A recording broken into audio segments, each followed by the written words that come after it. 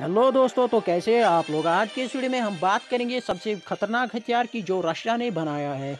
तो आज हम बात करने वाले हैं थर्मोबारिक वेपन की। जैसा कि आप सभी लोग जानते हैं कि रशिया और यूक्रेन के दरमियान जो है जंग छिड़ चुकी है। तभी अचानक न्यूज़ में आ जाता है कि रशिया इस जंग में थर्मोबारिक वेपन इस्तेमाल करने वाला है, या जिसको न्यूज़ आउटलेट्स ने बताया है फ्यूअल एयर एक्सप्लोजन या वैक्यूम बम। ये बम क्या होता है? ये एक एडवांस टाइप का बम होता है जो एनवायरनमेंट में जाने के बाद ऑक्सीजन को इस्तेमाल करता है बहुत ज़्यादा हीट जनरेट करने के लिए। आमतौर पर जो पुराने टाइप के या पुराने ज़माने में जो भी बम होते थे, वो 25% फ्यूअल और 75% ऑक्सीडाइज़र कंटेन करते थे, या उनमें 25% और 75% ऑक्सीडाइज़र होता था। वही अगर हम बात करेंगे इस नए एडवांस टाइप के बम की या थर्मोबारिक बम की, तो इसमें 100% फ्यूल है, जिसके कारण ये मोस्ट एनर्जेटिक बम बन जाता है और एनवायरनमेंट में जाने के बाद ही ये बहुत ज़्यादा हीट जनरेट कर जाता है। अब इसकी अगर हम बात करेंगे इसकी एटमॉस्फेरिक डिपेंडेंस के बारे में, तो एटमॉस्फेयर पर ये बम जो है बहुत ज़्यादा डिपेंडेंट है। एटमॉस्फेयर में जाने के बाद, जैसा कि आप सभी लोग जानते हैं कि ये एटमॉस्फेयर में जाने के बाद ऑक्सीजन के साथ रिएक्शन करता है। और अगर हम ज़मीन की बात करें तो ज़मीन से जहाँ जब भी हम ऊंचाई पर जाते हैं तो ऑक्सीजन की जो मात्रा होती है वो घट जाती है या कम हो जाती है। माउंटेनियस रेंजेस पर या रेंजेस पर जो पीक्स या माउंटेन्स होते हैं, वहाँ पर ये जो बम है उतना कारीगर साबित नहीं होता, या वहाँ पर अगर हम ये बम को दाग दें तो ये उतना ज़्यादा इफेक्ट नहीं कर पाएगा। वही जो है कोल्ड रीजन में जैसे कि आप सभी लोग जानते हैं जो एटमॉस्फेरिक गैसेस है वो जम जाते हैं, और ये जो बम है उधर भी उतना जो कारीगर है वो साबित नहीं हो पाता। तीसरी अगर हम बात करेंगे वाटर की, तो जो हम सभी लोग जानते हैं कि पानी में जो ऑक्सीजन की मात्रा होती है वो बहुत कम होती है। जब भी अगर हम एरोसॉल बम जो है, अगर हम इसको पानी में दाग दें तो यहाँ पर वो बिल्कुल भी नुकसान नहीं करने वाला, क्योंकि यहाँ पर जो ऑक्सीजन है वो रिएक्शन नहीं कर पाएगा। ये नॉर्मल सी बात है कि जब ऑक्सीजन ही मिनिमम मात्रा में है तो रिएक्शन कैसे होगा।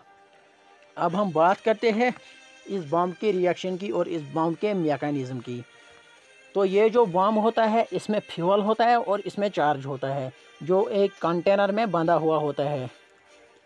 जब भी हम इस बम को कहीं भी दाग देते हैं या किसी भी तरह, सपोज़ अगर रशिया की बात करें तो सपोज़ अगर ये अमेरिका की तरफ ये दाग दे, जब भी ये बम उधर किसी भी चीज़ से टकरा जाएगी तो ये इसमें जो फ्यूल होता है वो फैल जाता है एनवायरनमेंट में फैलने के बाद ये जल जाता है, या एनवायरनमेंट में फैलने के बाद इसको ब्लास्ट होता है। ब्लास्ट होने के बाद जो ऑक्सीजन एनवायरनमेंट में होता है वो इस फ्यूल के साथ फिर से मिक्स हो जाता है, जिसके कारण ये एक्स्ट्रा ब्लास्ट करता है, मतलब ब्लास्ट के बाद और एक ब्लास्ट। अब हम बात करते हैं इसके ऑरिजिन की। तो सबसे पहले जो ये वेपन है, सबसे पहले इसको बनाने की कोशिश नाज़ी जर्मनी में हुई थी। वो उसको बनाने में तो कामयाब नहीं हुए थे, मगर थोड़ा बहुत जो इसकी रिसर्च थी वो उन्होंने शुरू की थी।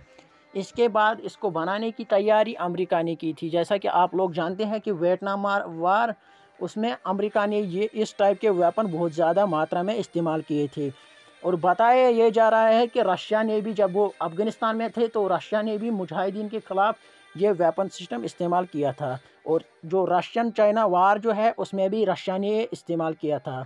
जाहिर सी बात है रशिया ने अमेरिका को देखते हुए ये वेपन सिस्टम डेवलप किया था।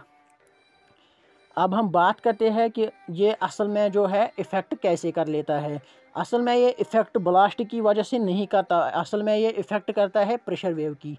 जब भी ब्लास्ट होता है तो जो बी मटेरियल होता है या फ्यूल होता है वो जम जाता है, जिसके कारण जो एनवायरनमेंट का वो प्रेशर है वो गिर जाता है, जिससे इंसानों को भी तो तबाही होती है, या इंसानों को भी इफ़ेक्ट होता है या डैमेज होता है, और एनिमल्स को साथ साथ डैमेज हुआ होता है। जो ह्यूमन डेवलपमेंट काउंसिल है या जो भी वो यूएनओ है, यूएनओ ने इस तरीके के जो एडवांस्ड लेवल के वेपन है जो इंसानों को नुकसान करते हैं उन पर बैन लगा दिया है। मगर जैसा कि आप लोग जानते हैं कि लोग कोई बात किसी की नहीं सुनते, अपने फ़ायदे के लिए हम कुछ भी कहीं किसी भी हद तक गिर सकते हैं। जैसा कि आप सभी लोग जानते हैं कि रशिया जो कि यूएनओ में सबसे जो ताकतवर मेंबर है, उसने ऑलरेडी ये वियतनाम वार में इस्तेमाल किया था। जेनेवा कन्वेंशन के भी तहत भी जो इंसानों को डैमेज कर सकता है वो वेपन हम इस्तेमाल नहीं कर सकते। फिर भी वियतनाम वार में अमेरिका ने इस वेपन सिस्टम को इस्तेमाल किया है। वही अगर हम रशिया की बात करेंगे तो रशिया जो है वो ऑलरेडी हम जानते हैं कि न्यूक्लियर वेपन्स तो इस्तेमाल नहीं कर सकता यूक्रेन के ख़िलाफ़, क्योंकि वहाँ पर जो पॉपुलेशन है वो 47% लगभग रशियन बोलती है, या जिनको हम रशियन ही बोलते हैं।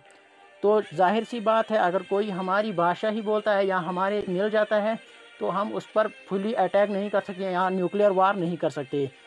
अगर हम बात करेंगे थर्मोबारिक वेपन्स की तो जी हाँ, ये न्यूज़ आउटलेट्स में आ चुका है कि रशिया ऐसे बॉम्ब्स जो है यूक्रेन पर दाग सकता है। तो अगर आपको हमारा ये आज का वीडियो अच्छा लगा तो हमारे इस यूट्यूब चैनल को सब्सक्राइब करो और जो साइड में बेल का आइकन है उसको भी जल्दी से नीले से सफ़ेद कर दो।